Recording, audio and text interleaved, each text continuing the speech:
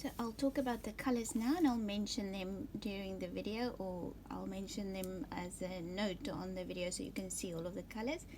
But this is the Mission Magello watercolors, the whole set that I bought from Amazon. I made a lovely chart of some of the colors on a video that I will link below. And then this is one of the freesias from my garden, a very beautiful bright little freesia, and it's just a short video, a little study that I did that I wanted to do quickly. And then the brushes, obviously I always have 2 glasses of clean water, and then my palettes, I always have these little glass palettes or these tiny little holders that are like this. And I actually, is another, I think it's a Japanese artist that uses them as well. She does a lot of Chinese writing and beautiful paintings, and I saw her use these, so when I found some of them, I bought them immediately. And they're lovely to use, they're very reasonable and cheap, and like I mentioned before, they keep your paints clean, especially your yellows. If you don't want any muddy mucky colors, then you can use a little one of these little bowls, and they keep them very nice and clean. So then I'm going to share just a quick process with you, and it will be a fun study. Hope you'll enjoy me. I hope you'll join me in painting this. Just a quick loose study. The paper is lovely to paint on, especially for these studies, and this Canson XL watercolor paper is not expensive. So for these little studies, and also what's nice is you can keep it all in a little book like this. It's got the little spiral binder, yeah, so they keep it all together nice and neatly. You can always go back and forth. I've done quite a lot of my YouTube studies on these little in this book. I'm going to show you the color mixes that I used for this tutorial, and the first one is a lovely yellow from this color. Most of these colors are transparent, and they are either transparent or semi-transparent, but you know, you can just water it down if you want it a little bit more watery. I always like to layer my painting, so I always prefer either transparent or semi-transparent watercolors, but mostly transparent watercolors. So for this, this color is the lemon yellow, and then I used a greenish yellow mix. It's a beautiful color, but you can always just use some sap green with some yellow if you don't have this color. Now I want purple mixes. So this is a rose madder. The next one is violet, and I want some neutral color just for certain parts of my flower, and it's very diluted, so a very watery mix. And then I also have some quinacridone permanent rose as the next color, and I mixed it all, or I swiped it all on the paper, because this is a study and it's for me, and I like to refer back to these books with all of my paintings and studies in. I use this paper very often for my YouTube channel.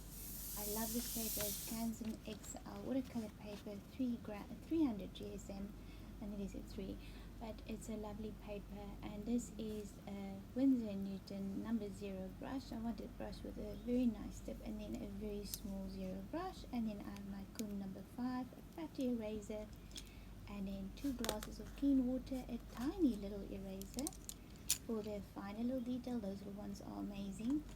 And I have my pencil, tissue paper always handy, and clean water. I change my water often so that I don't create muddy colors.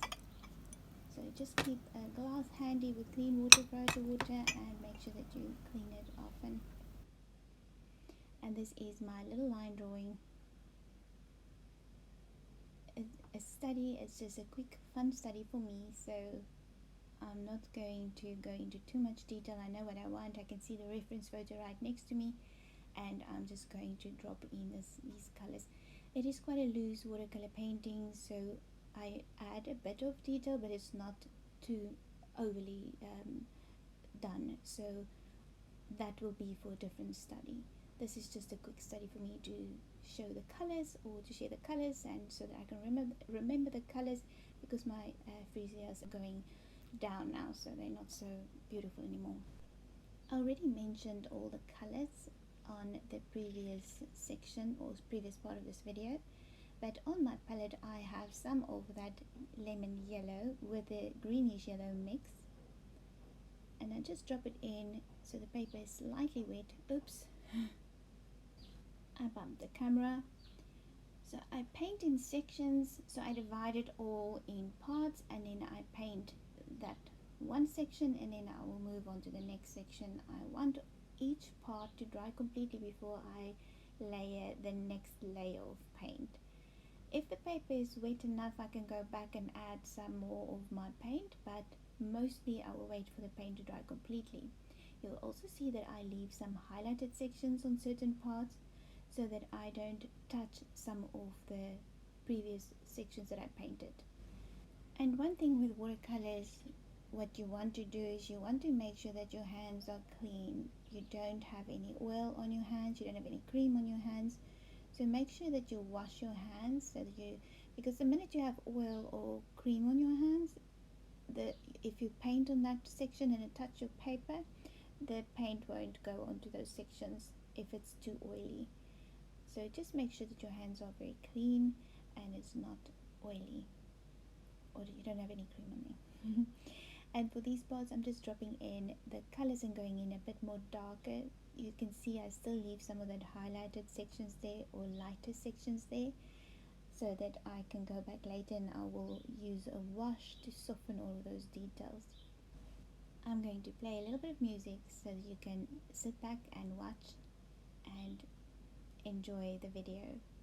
I'll mention a few little details if I have to during the video, but mostly you'll see exactly what I'm doing.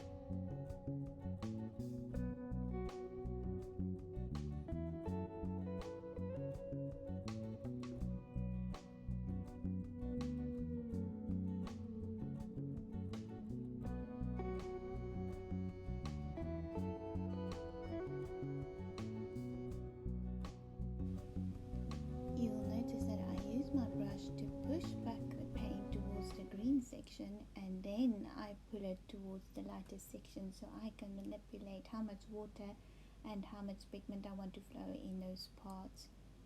So watercolor, you can manipulate it to a point, and as long as you don't have too much water on your brush at this stage for this section that I'm painting, because I don't want my painting to be flooded with water and too much pigment. So it's all just, manipulating the colors and the water, and make sure that I don't have too much water on my brush and too much pigment.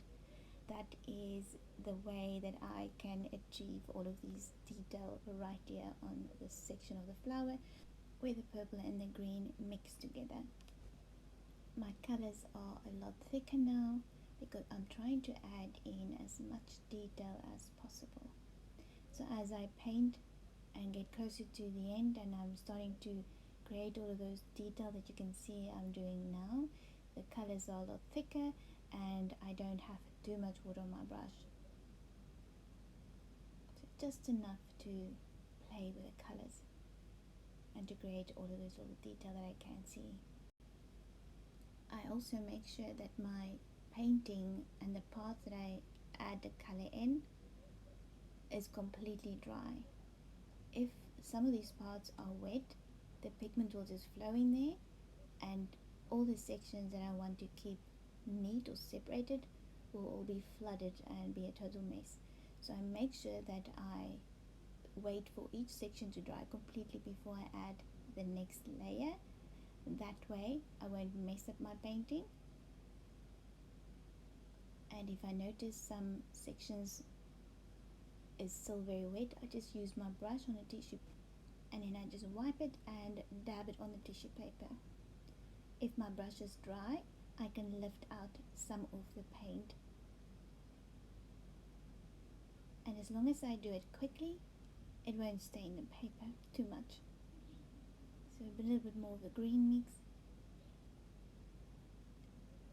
and for me I prefer to go in with much lighter mixes because I can always go back later and darken as much as I want. So I don't mind going over and over certain parts, especially if I'm not sure how dark I want to go, so I can always go back later and just darken it a little bit more. For me, layering is easier and I have a lot more control over the pigment to water ratio and what I add on my paper. So this way, the way I'm layering is just easier for me. And if you're a beginner and you battle to combine a whole flower and as a painting, if you break it up in little parts like I do now, you will find that it's a lot easier to paint than just to tackle the whole flower sometimes at once. So just paint each section, that way it will make it a lot easier for you. I find that helped me when I started painting in watercolor. I'm just putting some of that paint into the other parts and make sure that I again don't flood that green section. So that's the color that I'm looking for. I always just wipe some of the or swipe some of the color on a separate piece of paper, or in this case on my book. Then I know how dark the color should be. Also, it makes it easy for me to check that I don't have a brush full of pigment or too much water on my brush.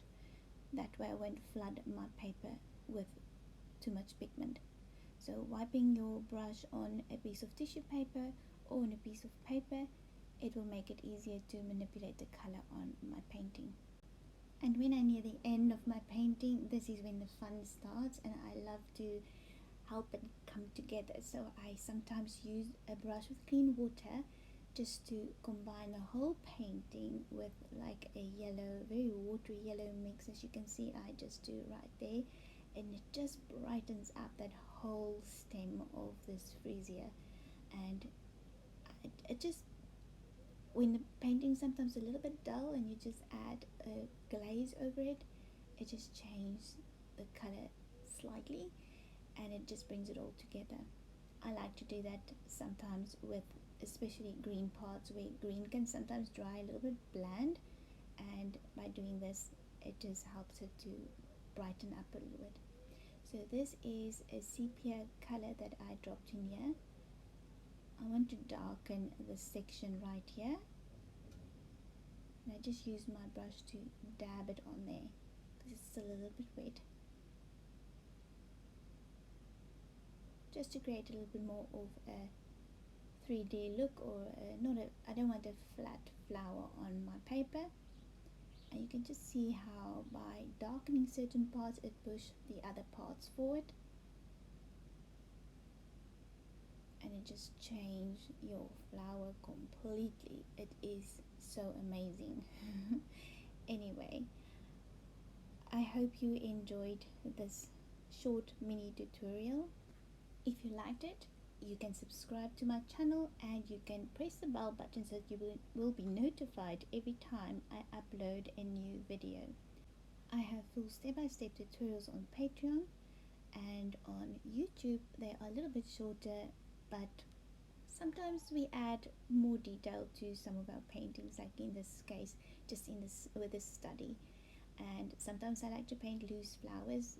That is when I relax and I just want to hold a brush after a long day of work and life and everything. So that is when I like to just hold a brush and I paint loose flowers, sometimes just for fun. And I hope this will be a full tutorial on Patreon. I do have a bird that I've prepared for the next tutorial, and we have a few other flowers that we're going to paint, but I'm also planning on painting the full stem on different paper, but that is a maybe. We'll have to see. This was a fun study and I enjoyed it very much. I hope you had fun, and I hope to see you very soon with another tutorial. Look after yourself and take care.